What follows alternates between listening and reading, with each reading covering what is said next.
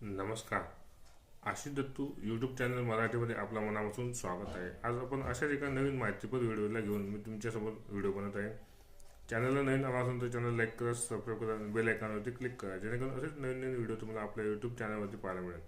आजच्या व्हिडिओचा मुख्य विषय आहे की महाराष्ट्र राज्याचे आतापर्यंत झालेले उपमुख्यमंत्री नेमके कोणकोणते होते ते आजच्या व्हिडिओच्या मध्येतून आपण जाणून घेऊयात. चॅनलला पहिल्यांदा आला असेल तर चॅनल लाईक करा, सबस्क्राईब करा आणि व्हिडिओ स्किप न करता व्हिडिओ शेवटपर्यंत नक्कीच बघा. अत्यंत उपयुक्त माहिती स्पर्धा परीक्षेच्या विद्यार्थ्यांना मी देत आहे. तर आता व्हिडिओ सुरुवात करूया. महाराष्ट्र राज्याचे आजवरचे उपमुख्यमंत्री पहिले होते नाशिकराव तिरपुडे 1978 ते 1978, म्हणजे थोडाच कालावधी त्यांना मिळाला होता. सुंदरराव सोळंके 1978 ते 1980, रामराव आदिक 1983 ते 1985, गोपीनाथराव मुंडे 1995 ते 1999, छगन भुजबळ 1999 ते 2003, विजयसिंह मोहिते पाटील 2003 ते 2004,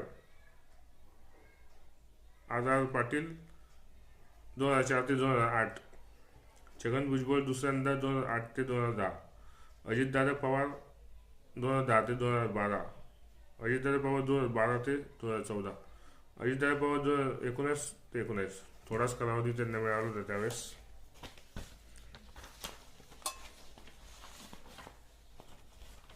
अजितदादा पवार 2019-2022, देवेंद्र फडणवीस 2022 ते 2024, अजितदादा पवार 2023 ते 24, एकनाथराव शिंदे 2024 पासून आतापर्यंत कायम आहेत, पदस्थ आहेत ते सध्या. अजित पवार साहेब 2024 ते 2026 आणि आता सुनेत्राताई पवार 2026 पासून पदस्थ. सध्याच उपमुख्यमंत्री त्यांनी शपथ घेतलेली आहे. महाराष्ट्रातल्या पहिल्या उपमुख्यमंत्री म्हणून त्यांनी शपथ घेतलेली आहे. अशा रीतीने आज आपण महाराष्ट्रातले आजवरचे उपमुख्यमंत्री नेमके कोणते कोणते होते आणि त्यांचा कार्यकाळ कोणत्या साली होता हे पण आजच्या व्हिडिओच्या पद्धतीतून जाणून घेतलं आहे. आपल्या चॅनलला तुम्ही नवीन आला असाल तर चॅनल लाईक करा, सबस्क्राईब करा आणि बेल आयकॉनवरती क्लिक करा, जेणेकरून असेच नवीन नवीन व्हिडिओ तुम्हाला आपल्या यूट्यूब चॅनलवरती पाहायला मिळतील. धन्यवाद.